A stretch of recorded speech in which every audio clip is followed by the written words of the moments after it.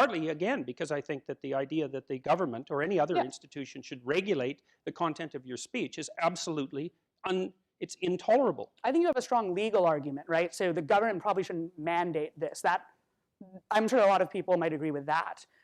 I'm still curious, though, in this hypothetical scenario that a student did or a person did approach you and they told you they would be harmed or they would be uncomfortable unless you referred to them with a certain pronoun, what would you do?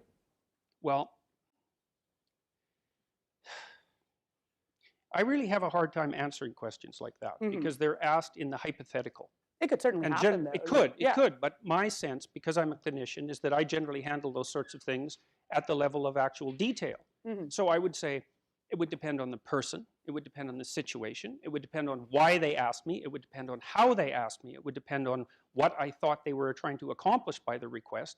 It would depend on whether or not they were filming me while they were asking me. It would depend on whether they asked me in my office or in a hallway. You know, I can tell the difference between a genuine plea for understanding and a bit of political theater or political manipulation. Now, and I've dealt with people who've made all sorts of requests of me, believe me, because I've had a clinical practice for about 20 years, and my experience with a range of human behavior is, I would say, extraordinarily extensive. And so I've made all sorts of adjustments to the way I interact with people. So I can't say exactly what I would do in a given situation because I firmly believe that the devil is in the details. And I haven't been making a case about a specific interaction that I had actually experienced or experienced. I've been making a case, a philosophical, fundamentally a philosophical case, and secondarily a political case, and I think that I've made the case properly. But you would say that you recognize a difference between a legal responsibility to do something versus a sort of an individual personal choice, I should do something, well, right? Sometimes I recognize that. I mean, sometimes the legal and the philosophical and the personal issue are all the same. It's simpler when that's the case. But I also think that the issue is essentially a red herring. I mean, look, since I made that video, for one reason or another, the things that I've been saying have become quite popular and not as controversial as you might think. Most of what I've accrued so far has been support. And the reason for that has very little to do with the issue of pronouns. The pronoun issue and the pronoun controversy is a pointer to something that's a lot larger, and that's why this issue has had legs. I'm not here because people are interested in my views on pronouns.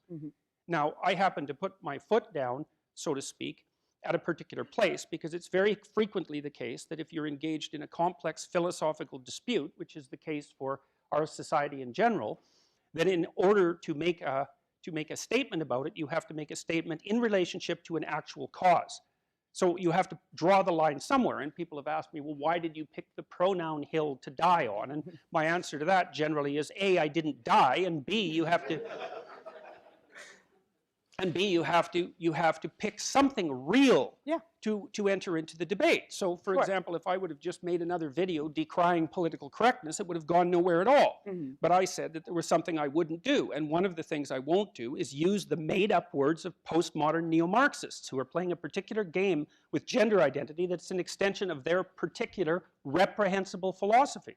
And if that happens to mean that I have to engage in discussions about whether or not if a suffering and confused person who's had a very troubled pathway through life came and asked me politely if I would go out of my way to accommodate them, I don't think that those issues actually belong on they're not the same category of issue.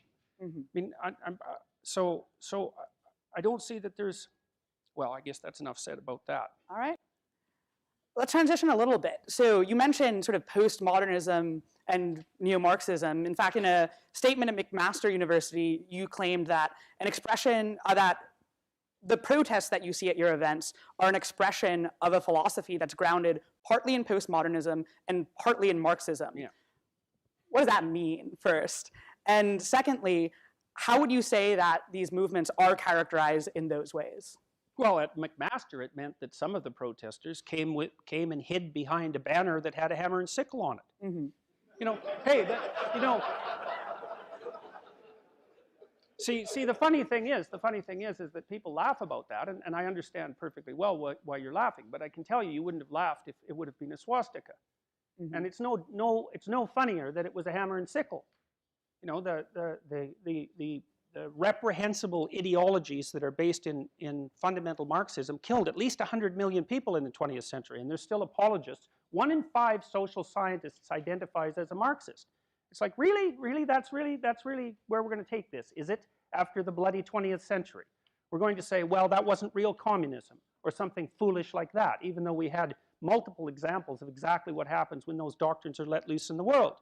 And so what happened in the 1960s, in the late 1960s, as far as I can tell, and this happened mostly in France, which has probably produced the most reprehensible coterie of public intellectuals that any country has ever managed, is that in the late 1960s, when all the student activists had decided that the Marxist revolution wasn't going to occur in the Western world, and had finally also realized that apologizing for the Soviet system was just not going to fly anymore, given the tens of millions of bodies that had stacked up, that they performed what I would call a philosophical sleight of hand and transformed the class war into a identity politics war.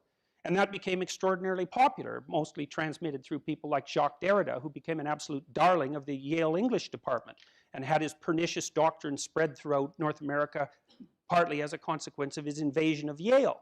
And what happened with the what happened with the postmodernists is they kept on peddling their murderous breed of political doctrine under a new guise, and resentful people all over the world fell for it. And I don't consider that acceptable. One of the things I've learned, for example, I teach my students in my second-year personality class about what happened in the Soviet Union, in the Gulag Archipelago, and I use Solzhenitsyn as an exemplar, Alexander Solzhenitsyn as an exemplar of existential psychology, because I think he's actually the wisest of the existential psychologists, even though he was primarily a historian and a literary figure. Well, most of the students don't even know what happened in the Soviet Union. Well, why is that exactly? And the reason for that is that radical leftist ideologue intellectuals in the West have never properly apologized for the role they played in the absolute murderousness of the 20th century. And so students don't even know about it. So they can come out to McMaster behind their damnable poster with a hammer and sickle on it and act like they're virtuous. It's appalling. Do you think that trend was only sort of significant to that specific McMaster incident, or do you see this type of ideology influencing campus protests beyond McMaster in general? Well, I think that part of it's everywhere. It's not just in campus protests. I mean, the campuses are overrun in large part with disciplines that have, in my estimation, no valid reason to exist. I think disciplines like women's studies should be defunded. Any of the activist disciplines whose primary role is the overthrow of, for example, of the patriarchy, which is about as ill-defined a concept as you could possibly formulate, that it's enough, that we've done enough public funding of that sort of thing. We're providing full-time, destructive employment for people who are doing nothing but causing trouble, and so seriously nothing. You would say that because you think that these departments are causing harm or could have the potential to cause harm, that university administrations should defund them, right? No, I don't think they should defund them. Who the hell cares what I think about them? That isn't why I think that they should be defunded at all. I think they should be defunded because what they promote has zero intellectual credibility. Their research methods don't qualify as research methods. Their publications, 80% of humanities publications now garner 0 citations. That's not very many citations. And it's so, and the little trick, as far as I can tell, is what happens is that people write something that no one will read. They know perfectly well that no one will read it. They circulate it around their tiny group of compatriots who occupy the same little area on the intellectual spectrum. So then it's peer reviewed. Then it's published by major journals who sell it at inflated prices to libraries who squirreled away to and only increase the noise to signal ratio in relationship to the sum total of human knowledge. It's a scam from top to bottom. So, and you know, one of the, here's an example. Well, let me give you an example. So, here's one of the things that really bothered me about what was going on in Ontario, and this is happening everywhere, and I made this claim when I made my first video, since we have to get into this. So, the technical claim in the Ontario legislation now, and this has already happened in New York, by the way. This is not only a Canadian thing. It's happening in Australia. It's happening in New Zealand. It's happening everywhere. Here's the claim. There's biological sex, there's gender identity, there's gender expression, and there's sexual proclivity, and they vary independently. That's the technical claim. It's built into the Canadian law. That's not true. Not a bit of that is true. The correlation between biological sex and gender identity exceeds 0.99. It's virtually perfect. It's the very definition of non-independent. So you think almost everyone who's biologically male identifies as biologically male. Almost everyone who identifies as biologically male dresses and acts male. That's the gender identity element. And almost everybody who is biologically male, who identifies as male, who dresses as male, is in fact heterosexual. Those things are incredibly tightly linked, but the technical claim in the legislation is that they vary independently. Wrong.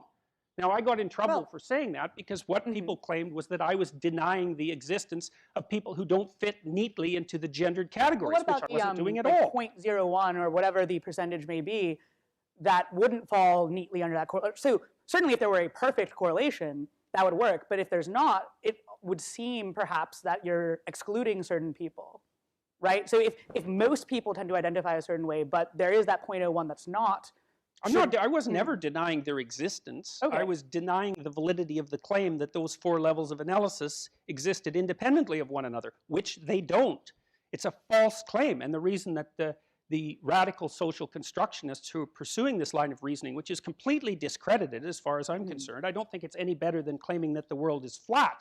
The reason that they're pursuing it legally is because they know perfectly well that they've lost the scientific discussion. I mean, I debated someone on Canadian public television who had the gall to say that the scientific consensus over the last 4 decades was that there was no biological differences between men and women. I mean, and that was one of the things that was so absolutely absurd about that, and there were many things that were absurd about it, was that I was in trouble with the university at that point, and he wasn't. It's like, first of all, that is not the scientific consensus of the last 4 decades.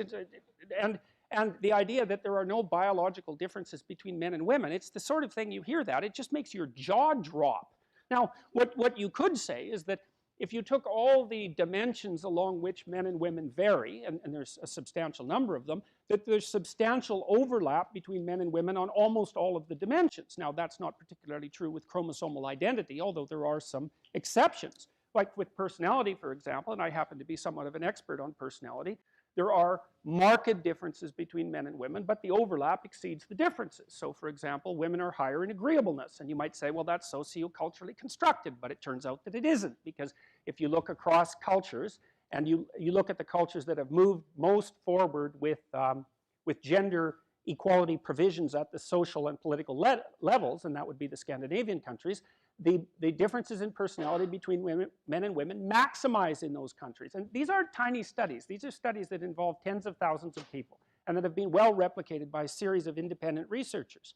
And so if you add the personality differences between men and women across all the personality traits, you can almost perfectly segregate men from women. And that has nothing, that doesn't take into account the obvious things like arm angle and hip width compared to waist width, and shoulder width, and upper body strength, and height, and weight, and the biochemical differences. And I mean, it's so preposterous that it's beyond conception to me that we're actually even discussing it. But I was making a specific claim, which is the law says these 4 levels of analysis vary independently. The only reason they're associated with one another is for cultural reasons. No, wrong. And you don't get to put fallacious scientific truths into the law.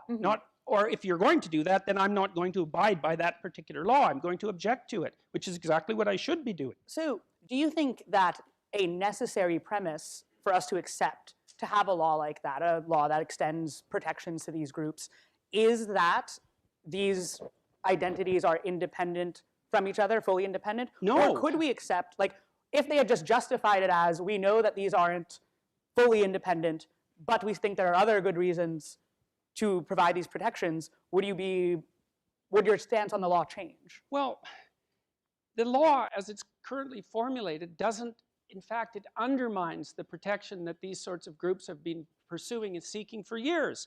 So let's take the, let's accept the proposition that these vary independently, or that they're only socio-culturally constructed. Okay, so where does that leave your discussion of homosexuality? So if the fundamentalist Christians say, well, if homosexuality is nothing but a sociocultural construct, then why do we have to put up with it? It's a perfectly valid argument.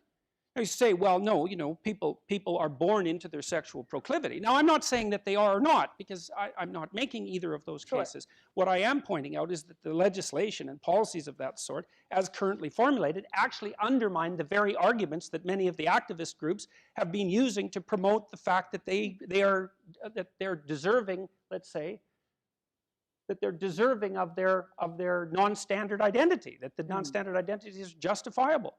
If your sexual proclivity is nothing but a whim, then why should I put up with it? No, it's perfectly reasonable for me to say, no, well, we'll just reshape it because you're infinitely malleable. Now, you know, it isn't exactly, we don't exactly know the degree to which such things as, let's say, sexual identity and sexual proclivity are biologically predicated or socioculturally instantiated. But when you put forward legislation that insists on one to the exclusion of the other, you better be careful, because you're going to be hooked in your own noose. And so when I read through the legislation and the policies that surrounded it, I thought, this isn't going to protect the people that it's supposed to protect. But it doesn't matter, because the legislation was never designed to protect people. It was designed to advance a certain kind of political agenda, which is partly why I'm objecting to it. So, and I'm not willing in the slightest to presume that just because activist groups with this postmodern neo-Marxist ethic stand up and say, well, we're on the side of the oppressed, that makes them A, on the side of the oppressed, or B, virtuous. I don't buy either of those arguments. I don't think they stand for what they say they stand for. I don't think they're promoting a doctrine that's going to do what they claim it will do. I don't believe that they're good and the rest of the world bad. I don't buy their oppressor-victim dichotomy. I don't admire their philosophical position. I think they don't know anything about history, or if they do know anything about history, then they're malevolent for pursuing exactly the same policies that led us into terrible situations before.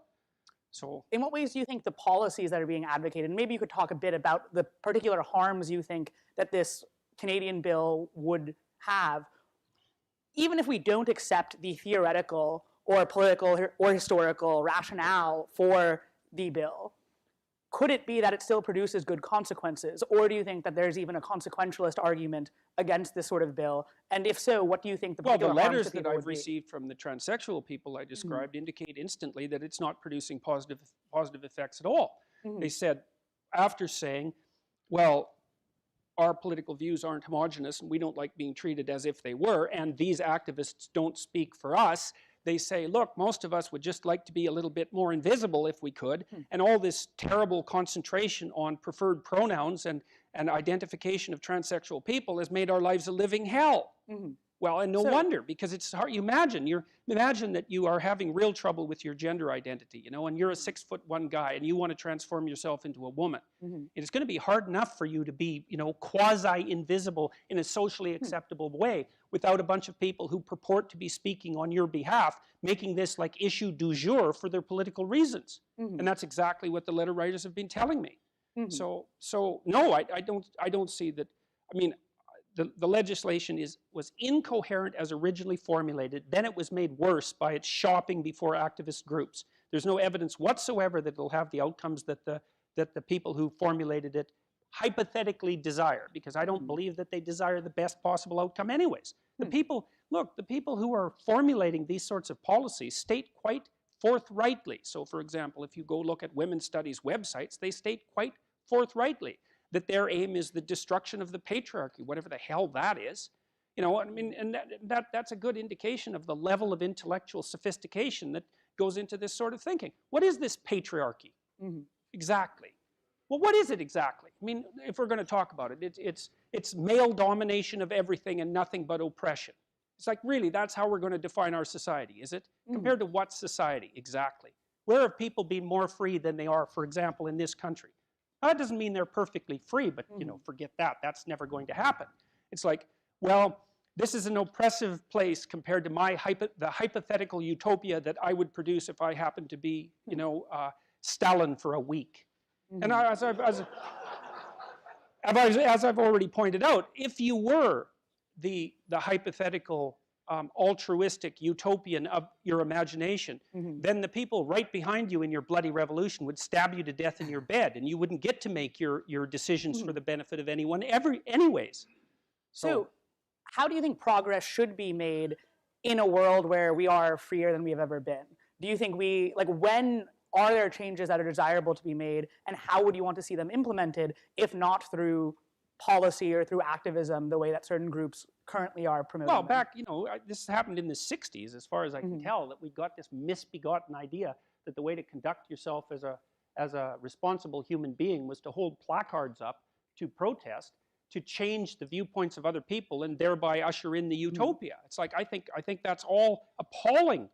I think it's appalling, and I think it's absolutely absurd that students are taught that that's the way to conduct themselves in the world. First of all, if you're 19 or 20 or 21, you don't bloody well know anything. You haven't done anything. You don't know anything about history. You haven't read anything. You haven't supported yourself for any length of time. You've been entirely dependent on your state and on your family for the brief few years of your existence, and the idea that you have enough wisdom to determine how society should be reconstructed when you're sitting in the absolute lap of luxury, protected by processes that you don't understand, is absolutely, I mean, it's okay. So that's let's call that a bad idea, Sure, shall we? and then the idea that what you should do to change the world is to find people who you disagree with and shake paper on sticks at them and call them names is also, and it's and that you do that before you go out for, here, I'll tell you how serious the activists are. This is something that's just unbelievably comical as far as I'm concerned. So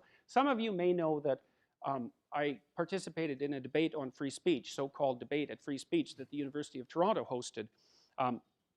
It turned into a forum and whatever that is, but it's certainly not a debate. But one of the things I did when I was talking to the university administration was to suggest how they might deal with the possibility of protesters. So I said, well, that's easy. I know how you can have absolutely zero protesters.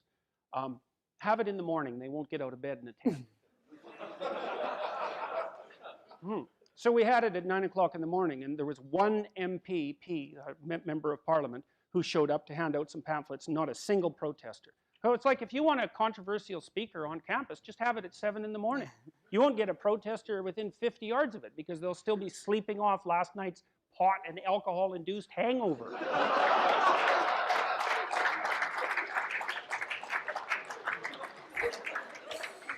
So and the question was, what do I think people should do? And I'll tell you something that's been very interesting to me, and I can see it reflected here.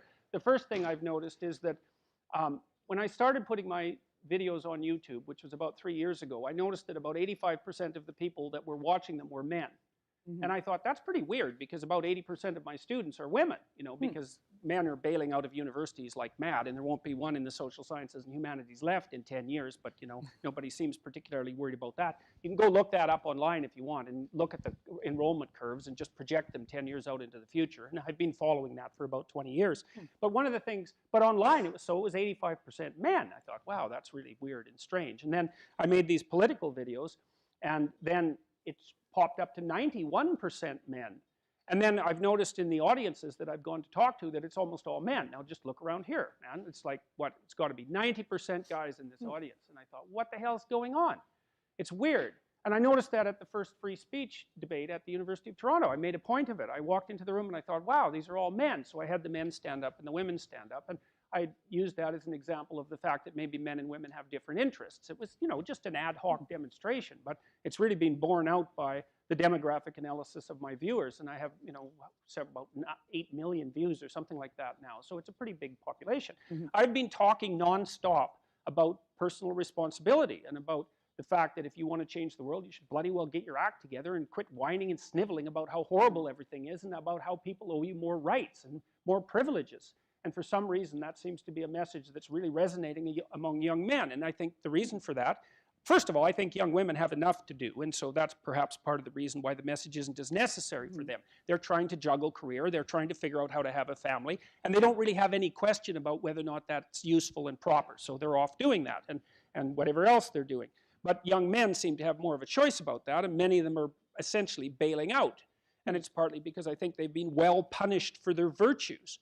And so I talk to young guys in particular about adopting some responsibility and trying to straighten out their lives and to bear the load of being properly and to forthrightly move through existence and to become a credit to themselves and their community. And that's what you should do instead of waving cards at someone telling them to behave more properly because you're morally superior to them. So, and for some reason that message, which is, it's not the sort of message that you would expect to sell, right? It's exactly the opposite of something that you would consider saleable. But my experience has been that the young men in particular are so bloody desperate for that message that they can hardly stand themselves. And it's no wonder, because it's a call to proper being. It's a call to heroic being. And it's a call for people to adopt their individual responsibility and to straighten themselves out and to find out what they could be like if they took on the burdens of existence like respectable, well-educated, articulate, powerful people. And that's to the benefit of everyone. Yeah. And so, so that's where the responsibility lies. And I'm not interested in, look, I've thought for many, many years, decades really, about having a political career. I mean, I was interested in a political career when I was 13.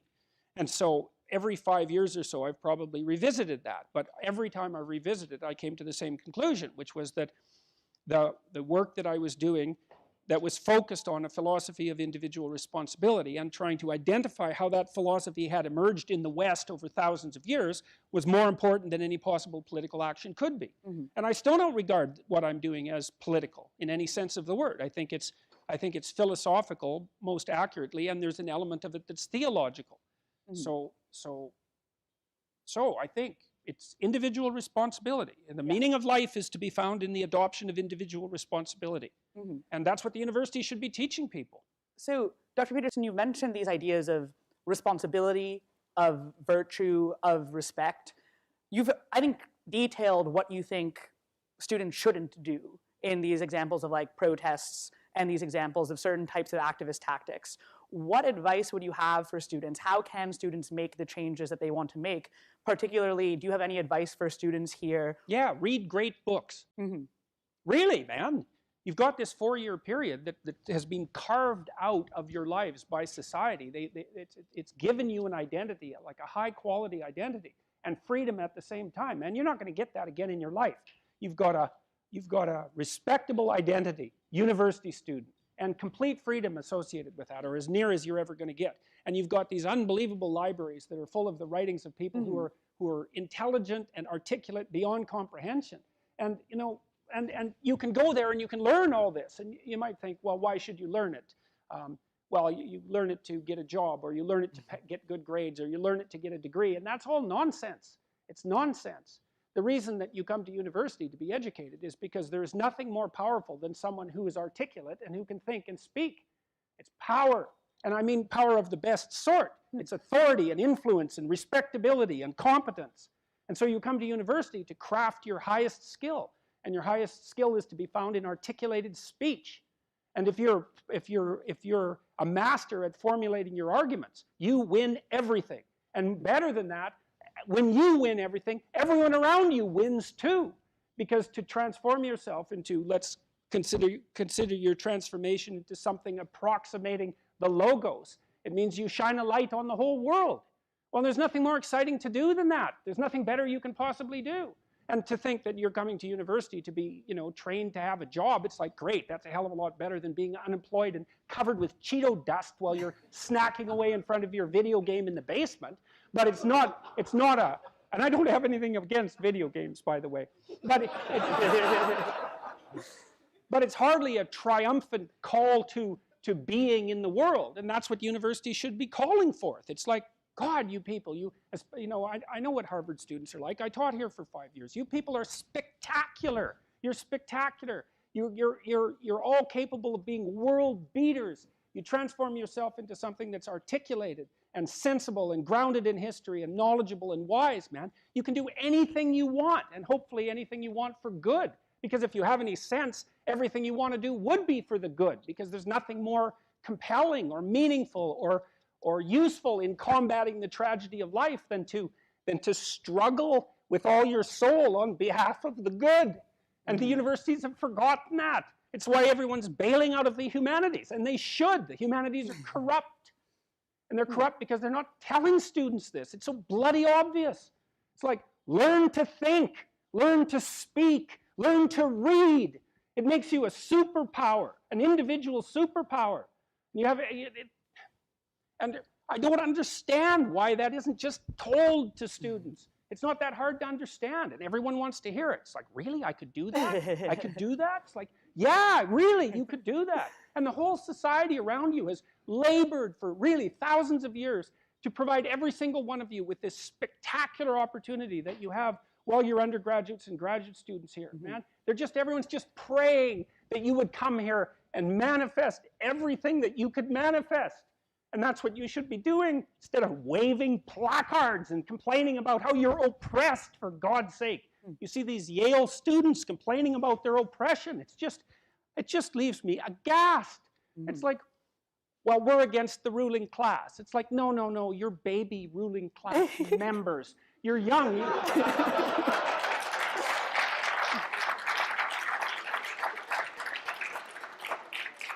The only reason you're not rich is because you're young. You know, that's the best. Really, if you look at the 1% even, the dreaded 1%, you know, most of those people are old. Why?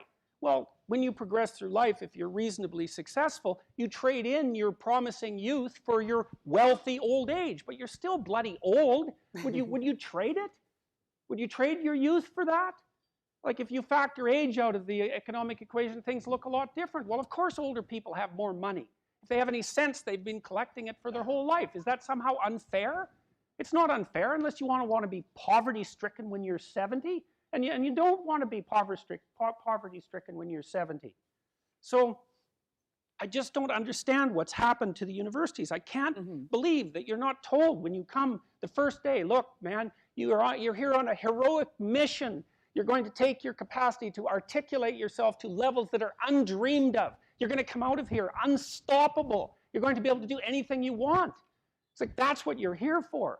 Instead, you're taught that, well, you know, the world's a pretty oppressive place, and you're probably the bottom of the victim pile, and there's virtually nothing you can do about it except, you know, deconstruct the patriarchy. And it's so weak-kneed and so pathetic that universities should be embarrassed that that's what they're peddling to students. I'm embarrassed by it. You know, I've gone on public record telling parents, bloody well send your boys to trade school because at least they'll learn something useful. And that's a terrible thing for someone like me to say, because I do believe that that being articulated and educated in the highest possible manner there's nothing that's better for you and for society. And why have the universities forgotten this? Well, that's postmodern Neo-Marxism for you, you know, then the philosophy of intense resentment and oppression and group identity, and God, it's just pathetic. Dr. Peterson, I think a lot of students here would agree with you that one of the main purposes of education at college, particularly at Harvard, is to develop their sense of articulation, their ability to read, their ability to critically think. But then what comes after? Particularly at Harvard, there's a big discussion on what is a good life? What does it mean to use those skills that we get here, and then we graduate? What do we do from there? Stop unnecessary suffering. That's what you do. You know, that's your calling. It's like you say, well, what do you do after you graduate? Well, if you graduate articulated and powerful, there will be people giving you so many opportunities you won't even be able to keep up with them. You know, and I've worked with very, very competent people in many different domains in my life, hyper-competent people. And I can tell you some very interesting things about hyper-competent people. The first thing is they are not selfish and they're not greedy. And one of the great pleasures in their lives is to find people who have the capacity to also be hyper-competent and to open doors for them as rapidly as they can possibly be opened. They delight in that because there's very few things that are more intrinsically meaningful if you're an accomplished person than to find young people who have the possibility of being accomplished and say, hey, look, here's an opportunity for you. It's like, go out there, man, kill it. And then they go out there and kill it, and you think, right on, man. Here's another opportunity. Why don't you go out there and nail that, too? And you think, no, they're all hoarding their wealth, and they're not going to share it with anyone. It's like, that's absolute, complete rubbish. And so you don't even have to worry about what you're going to do after you graduate from here if you turn yourself into half of what you could be, because people will be dying to offer you every opportunity that you can possibly make use of. So it's a moot point. The world is always desperately short of people who can think and speak. And you think, well, I won't be made use of. Well, first of all, you can't say that if you're at Harvard, for God's sake. I mean, people already figured out who you are. They've already figured it out, and they're offering you the world on a gold platter. They take it. It's yours. Take it. It's like, great, man. Put yourself together and deserve it. That would be great. And that's what everyone wants. It's what your parents want. It's also what you want. You know it. It's what you want. It's what women want from men. It's what men want from women. It's like for you to be who you could be. And the highest faculty of the human being is articulated speech. It's the divine faculty. And there is nothing more powerful than that. There's nothing that's even in the same league. And so if you don't have faith in that, then your priorities are misplaced. And I can't even understand why you wouldn't have faith in that being, say, Harvard students, because look where it's got you already. You know, you're already sitting on top of the world. So deserve it, make use of it, right? Go out there and fix things up. That's what you need to do. There's lots of things that need to be fixed up. And what you want to do is burden yourself with so much responsibility that you can barely stand. And then you'll get stronger trying to lift it up. And you won't be asking, what should I be doing with my life, or what's the meaning of life, or any of that. It'll be self-evident. It's self-evident. At minimum, you can say, there's more suffering in the world than there should be, and I could probably do something about that. And you can do something about that. So go do something about it. And then there'll be less suffering in the world. And then when you're 80, you can look back on your life and say, well, you know, there's less suffering in the world than there would have been had I known it existed. And you don't have to even have a sense of ultimate destiny, or even any sort of theistic belief to regard that as a positive good.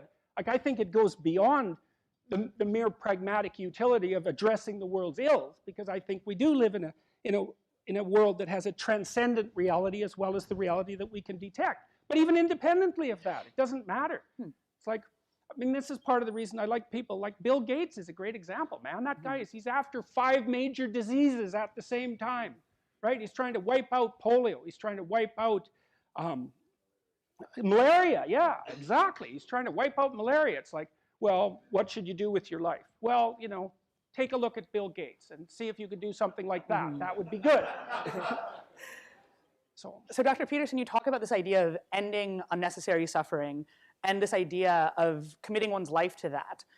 At a minimum. I mean, that's just the obvious thing that you could do.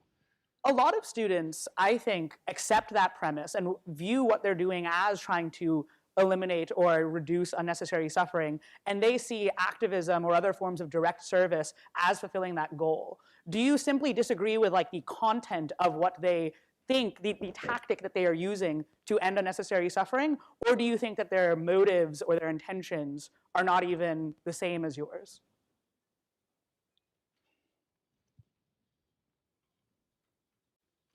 It's too public.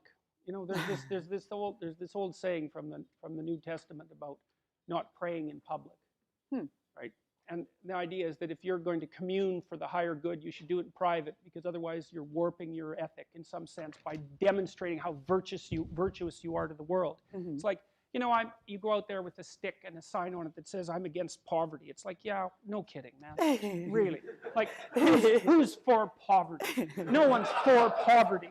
So it's an abdication of responsibility with the mask of social virtue.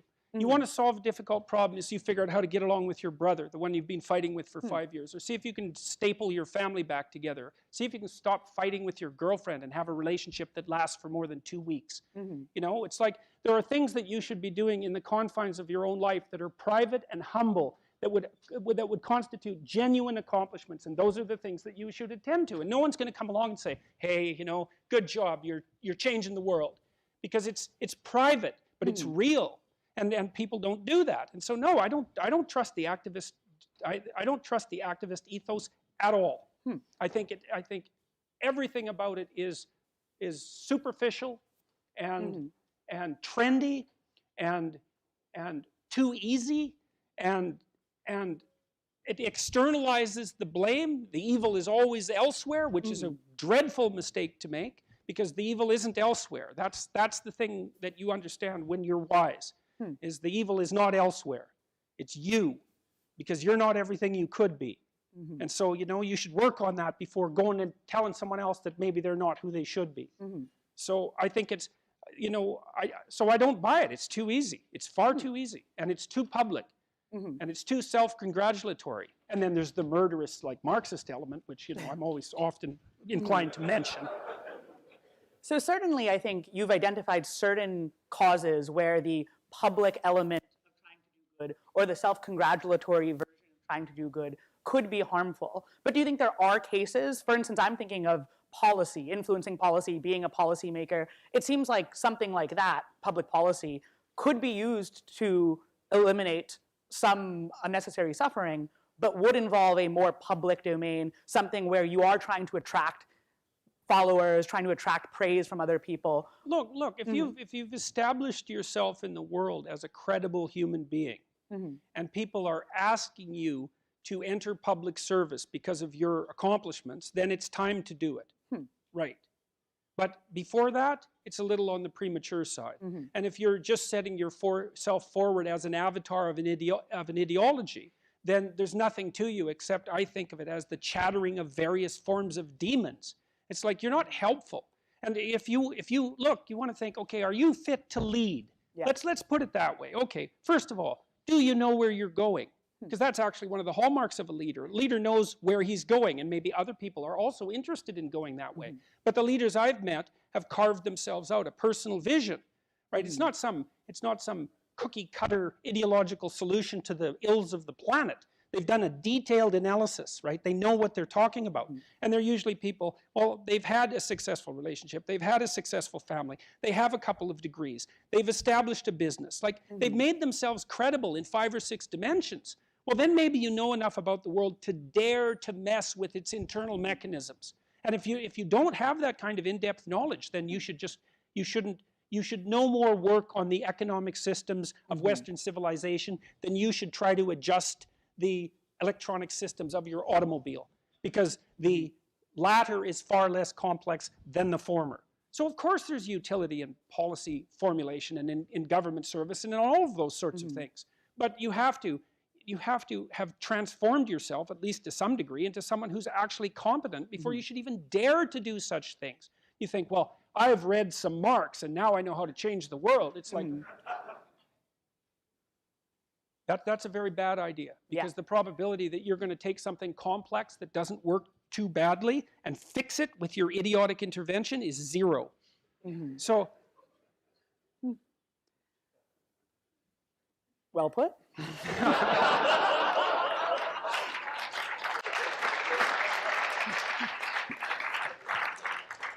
You talked a little bit about this idea of signaling virtue. And one thing that I thought about, a lot of activist causes, ones you might characterize as self-congratulatory, seem to emphasize concepts like validation and affirmation.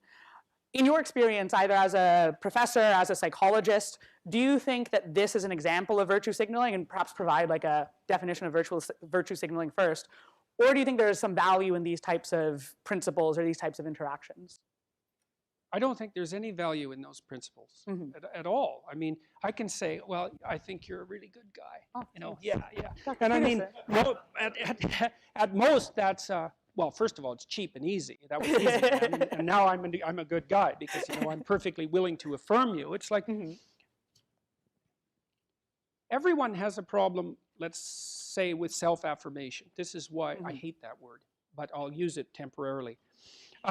This is part of the reason why I'm an admirer of in part of the existential philosophers and psychologists, because one of the points they made is that, well, human beings are flawed creatures.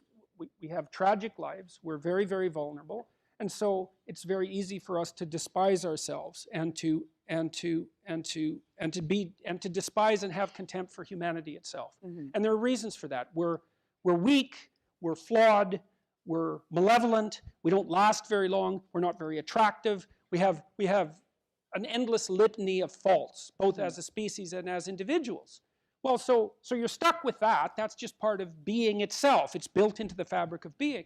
So what do you do about that? Well, you don't go around waiting for someone to tell you what a good person you are. That's not, first of all, it's not believable, it's not helpful. That doesn't mean you should be tormenting people into a sense of even more fallibility than they already have. Clearly that's not helpful. But the way that you develop a sense of respect for yourself, which is a better way of thinking about it, or respect for humanity for that matter, which is much better than thinking about it as an affirmation, is to bear up under the damn load. And then you can recognize yourself as something that's flawed, but that can tolerate the flaw and that can work towards alleviating it. And that's the pathway to the transcendence of tragedy, which is a much, like, compared to affirmation, it's like, you're giving a thirsty person dust to drink. There's nothing to it. You know, people have to commit to being in order to withstand their own vulnerability and fragility and essentially flawed nature. The way that you tolerate that is the way you stand up underneath that is to adopt responsibility for it. And then your pathway is clear. Then you can tolerate who you are. And then you won't hate humanity. Because people hate humanity. You hear the environmentalists, the radical environmentalists, say such things. I've heard people say this. The planet would be better off without people on it. It's like, well, let's keep you away from the hydrogen bombs, shall we? You know, and people think that's a virtuous statement. The planet would be better off without people on it. It's like, really? That's what you're saying. It's like, I see. You don't think it's okay to be racially genocidal, but it's perfectly fine to just wipe out all of them. That's okay, as long as you're not selective about it. So we're nourishing people, we're nourishing young people on nothing. It's nothing. It's like they're suffering, and no wonder, because life is suffering, right? That's the first thing you learn if you're on the road to wisdom. Life is suffering, right? And is it someone's fault? Yeah, sure, it's society's fault, it's your fault, it's nature's fault, it's God's fault. It's like, yeah, the fault's everywhere, man. So what are you going to do about that? Bear up under it and do something useful. And then you can respect yourself, at least to some degree. At least you're not contributing to the problem.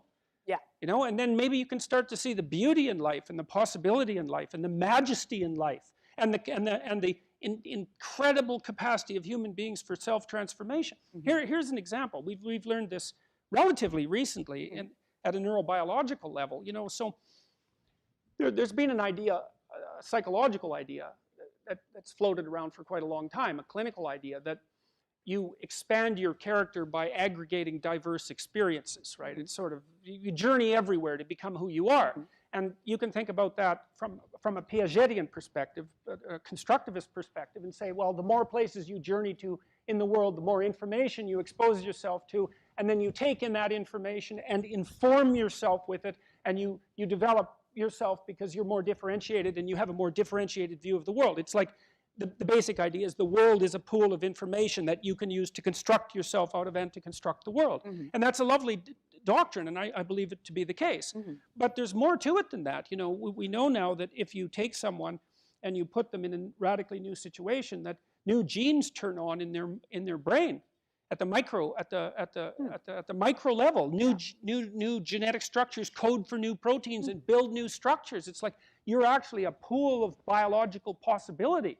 And the only way that you can determine the full extent of that pool, of the possibility of that pool, is by pushing yourself out against the world, and that will physiologically transform you. And we have no idea what the limits to that are. We know in clinical psychology that, you know, what you do with people is expose them to the things that they're afraid of and are avoiding. And you don't make them less afraid by doing that. You make them braver. That's why it generalizes, right? They don't come out saying, oh, the world's safe. It's like, once you've learned that the world is safe, not safe, there is no going back. That's the post-traumatic stress disorder conundrum. There's no going back. But what you can learn is, yes, the world is terribly dangerous, far more dangerous than you think. And people are far more malevolent than you likely have the imagination to conceptualize. But there is way more to you than you know. And if you wouldn't look for safe spaces and retreat, if you would push out in the world and accept your responsibility and confront your limitations, then you would discover all sorts of things about you that you have no idea about. And then you would transform into something that's far more than what you are. And it's in that process of continual transformation that you'll actually find the essential meaning of life. So, and again, this is, it's not like we don't know this. Everyone knows this. So, and the universities, in some sense, are supposed to remind you of this, but they've abdicated their responsibility, as far as I'm concerned, and in many cases are working counterproductively. They're trying to teach young people that they're helpless victims who need to restructure society in order, I don't know, I can't even say it anymore. It's so empty and dead. You know, I think I read this in Elias Canetti in a book called Crowds and Power, and it was one of the things that really stuck in my imagination. He did an etymological analysis of the word slogan, and he said that it was derived from the Welsh, two words, sluag, S-L-U-A-G-H, and germ, G-H-A-I-R-M, and it meant battle cry of the dead. And that really struck me, because I've always had this sense that people mouthing ideologies are the puppets of corpses. It's something like that, the puppets of corpses of malevolent philosophers.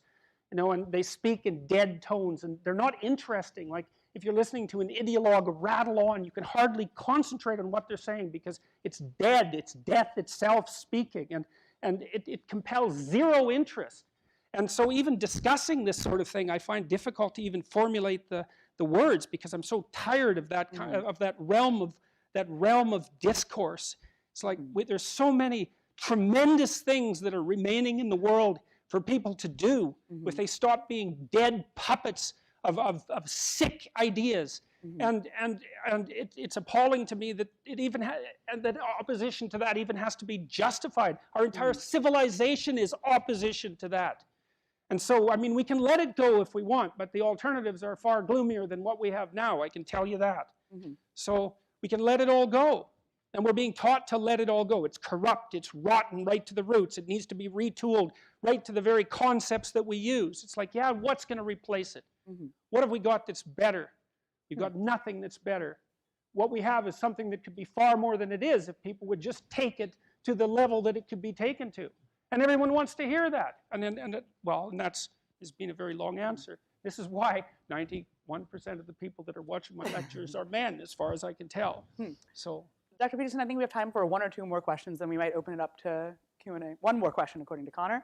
And I want to end with, because you were talking about your experience as a clinical psychologist, and I'm wondering if you have any advice for students on general topics of like mental health, wellness at college. In a lot of ways, I think you have claimed that by finding more purpose, by finding more meaning, by contributing, one can develop more tolerance for oneself, one can develop more self-affirmation. I'm wondering, though, if you think there are cases where there are people with a lot of potential, especially at Harvard, who may doubt their abilities, who may get quite anxious. I'm sure you've interacted with students, with clients as a clinician. What advice do you give them, or what do you think college students should know about enhancing their psychological well-being at college? We've done some research on that topic. I mean, one of the things that really seems to help is to write out your plans for the future. We have a program, an online program called Future Authoring that we've used with about 10,000 university students now and raised their grade point average 25% and dropped their dropout rate by about the same. It particularly works well for men who are generally underperforming women now, and so that I think it's raising them up. And it also works spectacularly well for non-Western ethnic minority men, which was also extraordinarily positive, because that was a great unexpected outcome. But in some of it is to aim at something that's worth aiming at. And how do you determine what's worth aiming at? You think, well, okay, here I have my miserable, wretched life. Under what conditions would it justify itself? As far as I'm concerned, personally, like under what conditions would my life justify itself? And so you think, well, what sort of future would I have to have so that I could say this is worth it? And then that's what you aim for. And technically that works in part because we know that most of the systems that mediate positive emotion in human beings, and so those would be the dopaminergic systems that have their roots in the hypothalamic exploratory centers, are activated in relationship to the pursuit of a goal, not as a consequence of attaining something. That's a consumatory reward system, but human beings mostly run on incentive reward. And so it appears that the higher the goal, the more kick you get from noting your progress towards that goal. Now, you have to be careful, because you don't want to pick a goal that's so impossible that all you ever do is fail in relationship to it. That's an issue of self-management, right? You want to pick a goal that moves you to the next plateau that you have a reasonable but not certain probability of attaining. So that's part of it, is to formulate a plan to decide who who it is, what it is that you want to be, who it is that you want to be from a characterological perspective. And if you're having other problems, well, you know, some of that is, when you're talking more on the clinical end of things, is that, again, the devil's in the details, but it's useful to talk to people. It's useful to write about what it is that you're up to. But it's most worthwhile to organize your life, I would say, and to pick a goal and to aim at it. That's a very nice way of starting to straighten things out for yourself. So, but I mean, I would also say, like, I've had many clients. I often advocate the use of antidepressants. I mean, people, for example, people have all sorts of physiological problems that compromise their movement forward, and those have to be addressed. I'm not saying that you can lift yourself up by your bootstraps in every possible situation. I know that to not be true. You take whatever interventions you need in order to allow yourself to continue moving forward in the world. But, you know, and what do you do to try to set yourself up? Well, have some friends. That's helpful. Have an intimate relationship. Try to make one that's reasonably permanent. That's helpful. Aim at having a family and children. Aim at being useful to the community and turning yourself into something that's noble and respectable and powerful. And that'll help you orient yourself when you're young, and because you'll start to see that you could have a life that was worth living, that you could be not proud of. That's the wrong way of thinking about it, but that you could live in the right way of phrasing it is that you could live in a manner that justifies the fragility of being. That's the right way to think about it. That's the right way to think about it. Because the fragility of being is a very powerful argument against its existence. And that's been recognized by, that's the fundamental ethical dilemma investigated by Goethe, for example, in his play Faust. Because Mephistopheles is the mouthpiece of everyone who says, being is so fragile that it should be eradicated because it produces too much suffering. It's Ivan Karamazov's argument in the Brothers Karamazov. It's a very powerful argument. Why should any of this be? And the answer is, you justify it by how it is that, by how you justify being by how you choose to exist. And you can choose to exist in a manner that produces absolutely no justification whatsoever for being. Quite the contrary. But that's not a pathway that I would recommend. Thank you. My pleasure.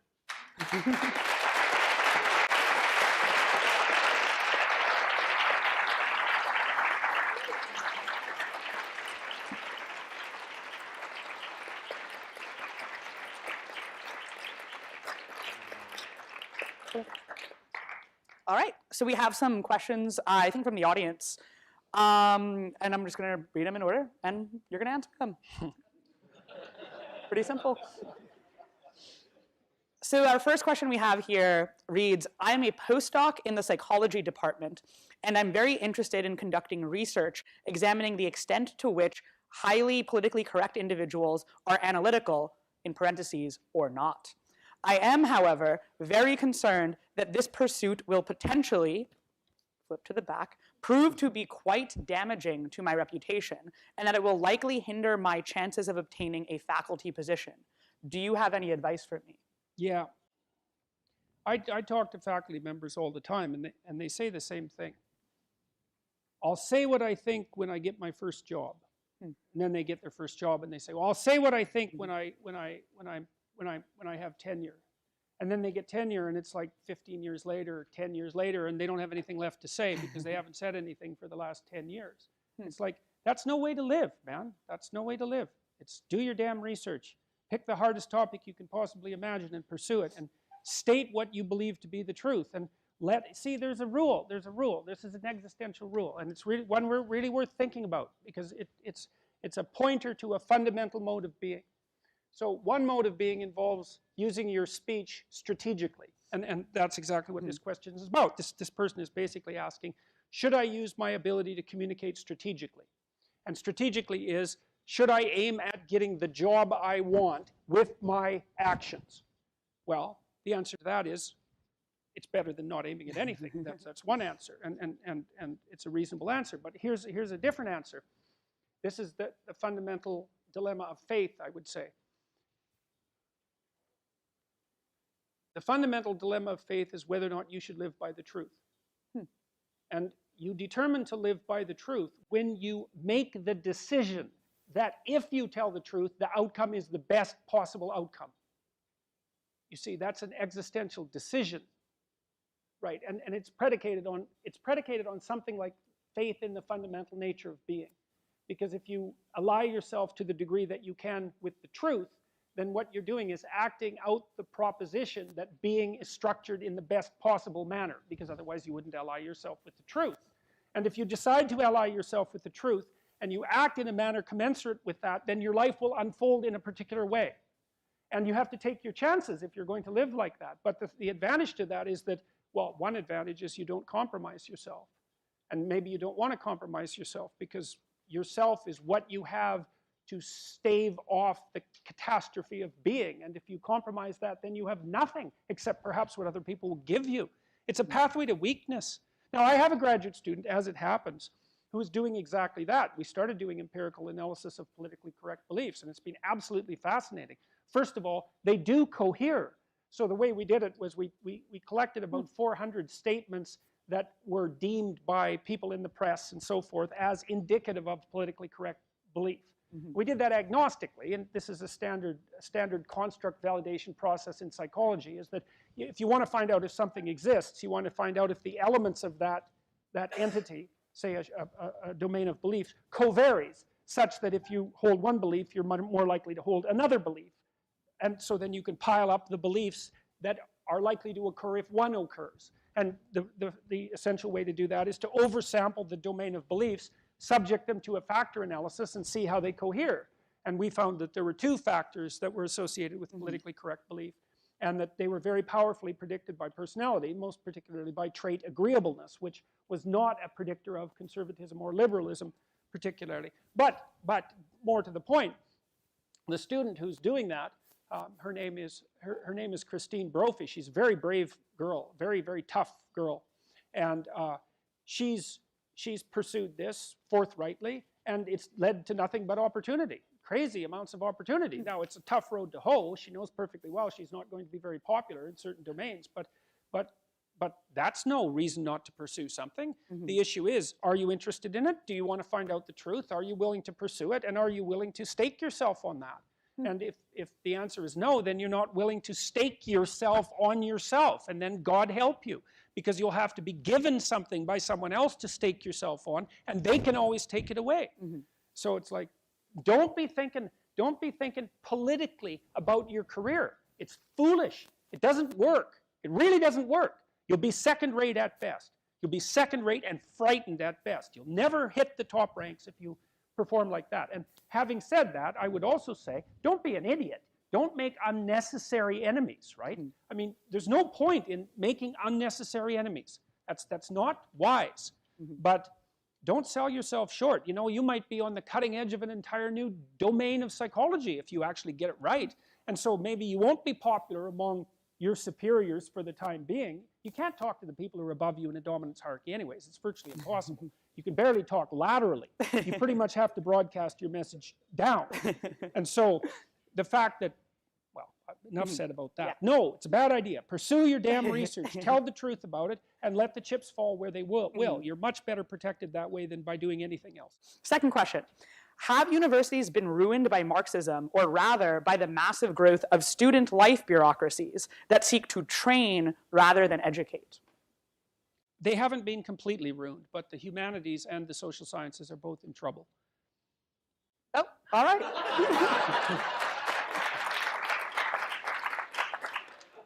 Could you please speak to the legitimacy of Harvard's decision to penalize students for being part of single-gender organizations that are not officially recognized by the university?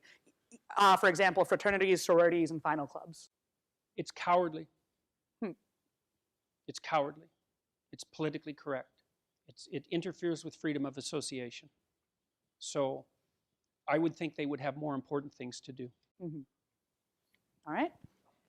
Do you think...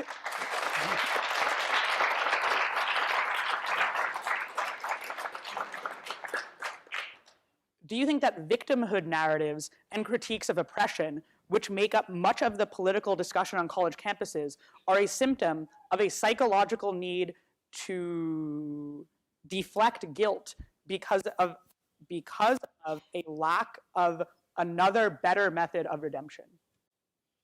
Yeah, I think that is part of it. I mean, because it's not, I'm speaking more strongly in some sense than perhaps would be optimal, partly because time is short. I know that young people have a messianic urge. Piaget actually identified that as part of the developmental process that typified late adolescence. And it's admirable in many ways. It needs to be directed in the most powerful possible, powerful pro-social manner possible. Mm-hmm. And that's what the university should be doing. And by training students to be noisy, ill-informed, historically ignorant agitators, narcissistic agitators, let's add that, they're doing them a tremendous disservice. Like when I was at McMaster, for example, where the last very vocal protest occurred, mostly what I felt about the protesters was sorrow. Because I looked out there, I saw, well, they're young people, they're university students, they went to university, at least in principle, to learn something about themselves and about the world, and instead they've been transformed into these, like, they were chanting, like, profanities at me. I mean, really? That's the best you can do? You come out in your dopey little group, you hide behind the hammer and sickle because of one of your fashionable professors convinced you that was a good idea, and the best you can do is organize yourself and chant profanities at me. You know, it's so sad. They could be doing something better than that. I mean, God, come out and have a useful protest of some sort at least. If you're going to come out and protest, make it a high-quality protest instead of, like, cursing at me repetitively. It's so dull and unimaginative and pathetic. And so, no, I forgot what the question was. 8 more. Okay. 5 minutes. In cases where people have sworn chastity throughout life, under voluntary and non-coercive circumstances, is it possible to still develop fully and not suffer from the consequences of having never undergone sexual maturation? If so, how is it possible? Wow. I didn't expect that one, I can tell you. Sometimes people have to make a sacrifice, right? And everyone always has to make sacrifices. I mean, that's actually something that I learned from reading mythology, because the ancient myths always talk about sacrifice, and people claim not to understand what that means. You always have to let go of something in order to progress into the future. In fact, that's the most fundamental discovery human beings ever made, as far as I can tell, because it's exactly the same thing as discovering the future. And we discovered the future. Right? We're the only creatures that we know of who really can conceive of the future. And the future is something that's made better by letting go of things in the present, right? That's impulse control. You can look at it that way if you want. The person who wrote this is obviously wrestling with something, and maybe they're wrestling with a hyper-dominant sexual impulse that threatens to be master instead of servant. And so who knows what they have to do in order to bring themselves under control. I would say that less radical solutions might first be advised, but I can, right, because you don't want to whip yourself with a bigger whip than you need to use, right? I think that's minimal necessary force doctrine, essentially. But so that's how I would answer that question. Yeah, pretty good for one you weren't expecting. Dr. Peterson, you say that the meaning of life is to take an individual responsibility for the burdens of existence. If each person can justifiably choose his own way of taking on these burdens, then how can we prevent individuals from committing actions that are clearly moral injustices? Well, we can't. I mean, that happens all the time. I think the best, there's all sorts of mechanisms for regulating it, right? We have all sorts of mechanisms for regulating it. Civil society and policing regulates it. Expectations between family members and friends regulate it. Your conscience regulates it. But I don't believe that people do, as a general rule, commit illegalities or worse because they've taken on responsibility. Like, that isn't how it works. The pathway to criminality is not to be found in the adoption of responsibility. Right? You don't say that about criminals. Well, if he would have just taken on a little less responsibility, then he wouldn't be in jail. No, that isn't how it works.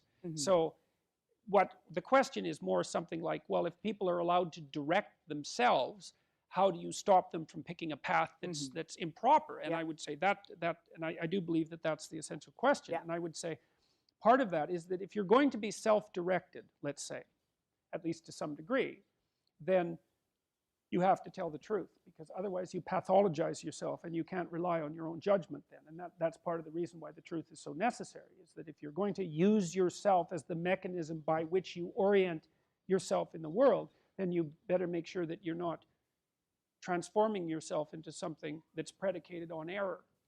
And so the attempt to speak the truth is a form of psychophysiological hygiene. That's one way of thinking about it. And if you're oriented as well as you can towards the articulated truth, then you can increasingly rely on your own judgment. And that's the best defense, say, against the dark side. You've attached a number of useful ideas. Ooh, this is a fun one. You've attached a number of useful ideas, for instance, self-overcoming, personal responsibility, to a viral meme, social justice conflict. How can we attach useful ideas to the social justice side of this controversy and convert it into a growthful movement for all involved? Well, I do think that is what's happening to some degree. I think that the political dialogue that's emerging is precisely that. I don't know how we can do it. I know how I've been doing it to some degree. I've been doing it by saying what I think, and carefully, and knowing that I'm prone to error and listening to feedback, because I would like to know where I'm making errors. I had advisors, my friends, while I was undertaking this, who were telling me constantly everything I was doing that was second-rate and egotistical and careless and all of those things. And so I would say to some degree, maybe that question is specified at the wrong level of analysis, is that you should learn to articulate what you think, and that's what you have at your disposal. And with you people in the audience, man, you've got power at your disposal. You're all super bright and super conscientious, and like, your powerhouses, you might not know it, and maybe some of you have forgotten that because you've come to Harvard, and of course, so 50% of you are below average at Harvard, but that doesn't mean that you're not like hyper capable, because you're hyper capable. So get your act together and say what you think, and that'll do the trick, man. That'll work just fine. Dr. Peterson, we're running out of time, so I'm going to ask you one last question. I think it's an important one, especially for some of the people who don't think you should be speaking here today, whether some of them are in this room or some of them were outside earlier. The question reads, given extremely elevated violence and murder rates against trans people, why have you chosen to threaten a population that is already facing job discrimination, murder, etc.? Oh, I'm not threatening them. I don't think there's any evidence. The fact that a handful of noisy activists consider me a threat is no criteria of proof of any sort of anything. And I mean, so I just reject that every single word in that question is meaningless as far as I'm concerned. So people think someone said, just because someone said that what I said is a threat to trans people does not make it true. And I have the testimony of a fair number of trans people that that's actually not only not true, it's palpably false. So, sorry, not guilty. Very Canadian of you to apologize there. Yeah, but not so much to say that I'm not guilty. Can I ask a follow-up question? I suppose. So your talks at the University of Toronto have led to arrests against trans students directly after. How do you take no responsibility for that violence? Well, first of all, I don't consider threats violence. So we have to be very careful when we use our words. So someone saying something and someone try to committing keep it violence relatively brief. are not the same thing. And second, there's no possible way I can answer that question, because I know nothing about the threats. I know nothing about who uttered them. I know nothing about who reported them. Your question is basically, some people said some bad things after I talked. It's like, could be, but I have no idea what to do about that, and I don't take responsibility for it. It's not specific enough to take responsibility for. Okay, sorry. The HUPD officers have to go home. I appreciate that you have an opinion, but at some point we do need to call it a day. Thank you, Akash and Professor Peterson, so much.